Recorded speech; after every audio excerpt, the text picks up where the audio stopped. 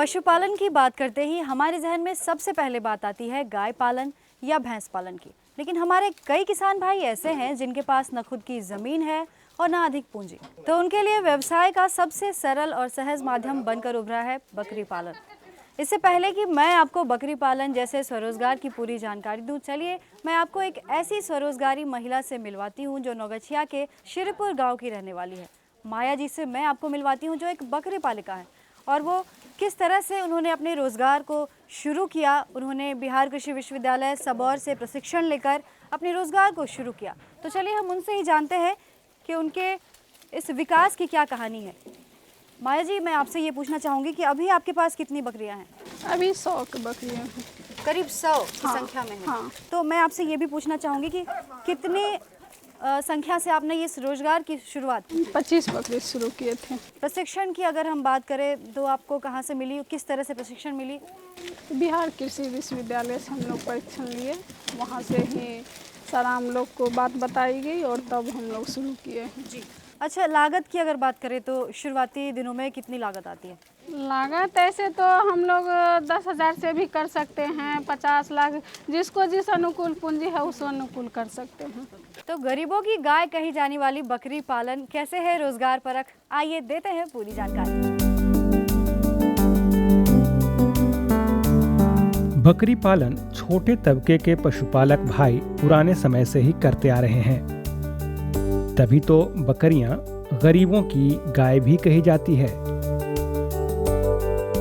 दिन प्रतिदिन बढ़ती जनसंख्या, रोजगार की कमी, चारागाह की असुविधा जैसी अन्य समस्याओं के मद्देनजर बकरी पालन किसान भाइयों के लिए उद्यम का एक अच्छा विकल्प है। कम पूंजी वाले पशुपालक भाई भी इस व्यवसाय को अपनाकर मुनाफा कमा सकते हैं। किसान भाइयों, जैसा कि आप जानते हैं कि पुराने समय से ही बकरियां इंसानों की घरेलू सहचर के समान रही हैं और परिवार में रहने के कारण बकरियों से इंसानों का आपसी जुड़ाव भी हो जाता है। इनके बारे में सबसे अच्छी बात तो यह है कि बकरियां किसी भी मौसम में उपजाऊ क्षेत्र से लेकर मरुस्थल में भी आसानी से रह सकती हैं। यही कुछ वजह हैं जिससे कि बकरी पालन बदलते समय की मांग बन गई है और इससे मिलने वाले फायदे ने इस व्यवसाय को रोजगार परख भी बना दिया है। तो जैसा कि आपने देखा, बकरी पालन का व्यवसाय रोजगार का एक सटीक विकल्प है, लेकिन हमारे पशुपालक भाई इस रोजगार से किस तरह से फायदा ले सकते हैं और इस रोजगार की उपयोगिता क्या है, आइए जानते हैं। यूं तो बकरियों की खाल, दूध सभी उपयोगी होते हैं, लेकिन बिहार में खास तौर पर बकरियों के मांस का ही उपयोग किया जाता है। पशुपालक भाई समय समय पर बकरियों को बेचकर अपनी रोजमर्रा की जरूरतों को आसानी से पूरा कर सकते हैं। सबसे खास बात तो यह है कि बकरियां कम समय में बड़ी होकर 2 वर्षों में कम से कम 3 बार गर्भ धारण करती हैं और एक बार में 2 से 3 बच्चे को जन्म दे सकती हैं। यानी कम समय में ही पशुपालक भाइयों के पास बकरियों की अच्छी खासी संख्या हो सकती है। इसके अलावा बकरियों के मल मूत्र भी कम उपयोगी नहीं होते।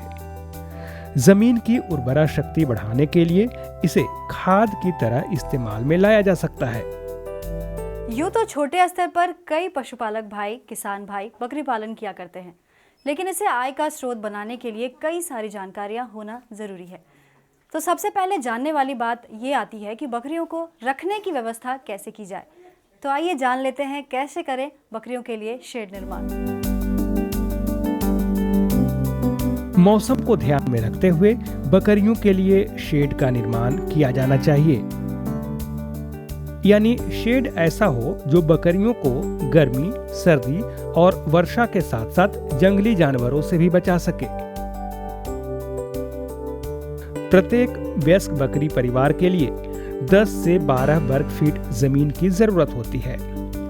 इस हिसाब से देखें तो 10 बकरियों के परिवार के लिए 100 से 120 वर्ग फीट जमीन होनी चाहिए। बकरी घर के किनारे किनारे 1.5 फीट ऊंचा और 2.5 फीट चौड़ा मचान बना देना चाहिए। मचान बनाते समय ध्यान रखें कि उसमें लकड़ी या बांस के टुकड़ों के बीच की जगह इतनी कम हो कि बकरी के बच्चों के पैर उसमें ना फंसे। शेड के पीछे की दीवार 8 फीट ऊंची और आगे की दीवार 6 फीट ऊंची होनी चाहिए। बकरियों का घर हवादार और साफ सुथरा होना चाहिए। साथ ही मिट्टी और बालू से बना होना चाहिए ताकि साफ सफाई आसानी से किया जा सके। बकरियों को ठंड से बचाव की सबसे ज्यादा जरूरत होती है, तो जाड़े के मौसम में शेड थोड़ी गर्माहट वाली हो तो बेहतर है। बकरी पालन जैसे व्यवसाय को अपनाकर मुनाफा कमाने के लिए सबसे पहले ये भी ध्यान में रखना चाहिए कि हम किस नस्ल को पालें। बकरियों की कई सारी प्रजातियां होती हैं। बिहार में पाई जाने वाली भी कई सारी प्रजातियां हैं, जैसे बारबरी की बात करें, सिरोही की बात करें या जमुनापरी की बात करें। यहाँ पर अभी मैं खड़ी हूँ जमुनापरी बकरियों के नस्ल के साथ। इसमें ख़ास बात ये होती है कि इनके कान जो हैं वो बड़े होते हैं अपेक्षाकृत बाकी बकरियों की तुलना में, और ये दुधारू भी बहुत होती हैं और इसे मांस या दूध के व्यवसाय के लिए भी आप चुन सकते हैं। तो आगे किस तरह की नस्ल की बकरियाँ आप अपनाकर अपने व्यवसाय को खास मुकाम दे सकते हैं और किस तरह से मुनाफा कमा सकते हैं, ये जानने के लिए आइए जान लेते हैं बकरियों के नस्ल और प्रजातियों के बारे में। अगर बिहार राज्य की बात करें तो यहाँ बीटल, ब्लैक बंगाल, जमुनापरी, सिरोही और बारबरी नाम की प्रजातियां आमतौर पर पाली जा सकती है। जो किसान भाई बड़ी बकरियां पालना चाहें वो जमुनापरी और बीटल प्रजाति की बकरियां पाल सकते हैं। वहीं बारबरी और सिरोही मध्यम आकार की बकरियां होती हैं। आकार में सबसे छोटी होती है ब्लैक बंगाल और यही प्रजाति बिहार में सबसे ज्यादा लोकप्रिय है। वैसे इन प्रजातियों के अलावा किसान भाई संकर नस्ल की बकरियां भी पाल सकते हैं। किसान भाइयों, पशुपालक भाइयों के सामने बकरियों को चारा खिलाने की समस्या कई बार आती है, लेकिन इसको लेकर परेशान होने की कोई ज़्यादा ज़रूरी नहीं है। आपको मैं बता दूं कि बकरियां बहुत सहज होती हैं। वो किसी तरह के चारे को आसानी से खाती हैं। किसी भी तरह के घास फूस को चरने की आदी होती है बकरियां। और अगर खुद की ज़मीन ना हो किसी किसान भाई के पास तो भी उन्हें परेशान होने की ज़रूरत नहीं है, क्योंकि बकरियां सूखे दाने पर भी आसानी से ज़िंदा रह सकती हैं। तो किस तरह से करें बकरियों के लिए चारा प्रबंधन, आइए जानते हैं। बकरियां चरने के अलावा हरे पेड़ की पत्तियां, हरी घास, दाल, चुन्नी, चोकर पसंद करती हैं। यूं तो बकरियों को रोज 6 से 8 घंटा चराना जरूरी होता है, लेकिन अगर चराने की व्यवस्था न भी हो तो इसे कम से कम 3 बार भोजन देना चाहिए।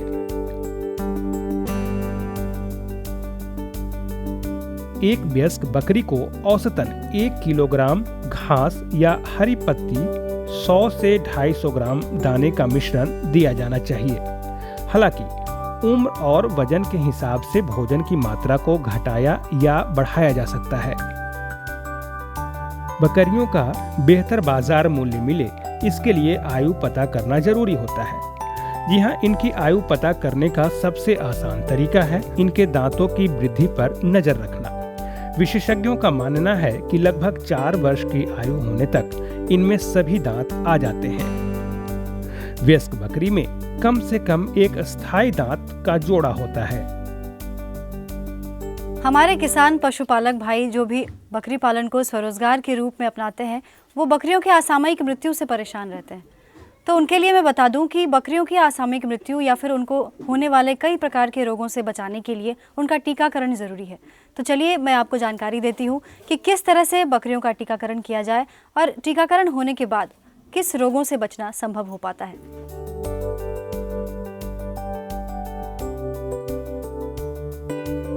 बकरियों में विषाणु जनित एवं जीवाणु जनित रोगों से बचाव के लिए मुख्य रूप से हम 4 बीमारियों के विरुद्ध टीकाकरण करते हैं, जिसमें प्रथम हम लोग खुरा एवं मुंहपका बीमारी के विरुद्ध करते हैं, जिसमें वयस्क बकरियों को 5 मिलीलीटर खुरा एवं मुंहपका वैक्सीन के नाम से जो टीका उपलब्ध होता है चमड़ी के नीचे करते हैं। और जो बकरियां 6 माह की उम्र की होती हैं उसमें हम 2.5 ml दवा चमड़ी के नीचे देते हैं। दूसरी जो मुख्य बीमारियां बकरियों में होती हैं जिसके विरुद्ध हम टीका करते हैं उसका नाम PPR है, पेस्टिडेस पेस्टी रूमिनेंट। ये काफ़ी भयावह बीमारी है बकरियों में। इसमें हम लोग PPR वैक्सीन 1 ml चमड़ी के नीचे करते हैं और प्रत्येक 3 वर्ष पर इसको हम लोग बकरियों में पुनः इनका दोबारा टीकाकरण कार्य करते हैं। तीसरी जो महत्वपूर्ण बीमारियां बकरियों में हैं वो अंतःज्वर, जिसको हम लोग इंट्रोटॉक्सीमिया वैक्सीन के नाम से जानते हैं। इसके विरुद्ध हम लोग ET वैक्सीन्स जो मार्केट में अवेलेबल मिलता है उसको हम लोग 2 ml चमड़ी के नीचे देते हैं और प्रत्येक साल इसको हम लोग पुनः बकरियों को देते हैं। चौथी एक जो मुख्य बीमारियां हमारे बकरियों में होती है वो CCPP होती है, कंटाजियस कैप्राइन फिलेरोनिमोनिया, जो इसके विरुद्ध वैक्सीन IVRI बरेली के द्वारा विकसित की गई है, जो 0.2 ml चमड़ी के नीचे हम लोग बकरियों को देते हैं और साल में पुनः इनको दोबारा देते हैं।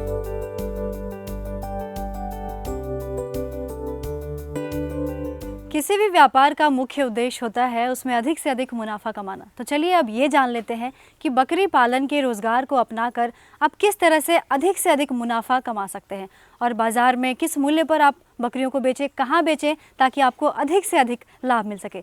चलिए जान लेते हैं। 10 बकरियों से यदि हम स्वरोजगार की शुरुआत करें तो कुल लागत आती है 60,000 रुपये, जिसमें कि बकरी, नर और शेड सहित खर्चे को मिलाकर लागत आती है 40,000 रुपये और 20,000 रुपये में दाना, दवा और आहार आदि में खर्च होता है।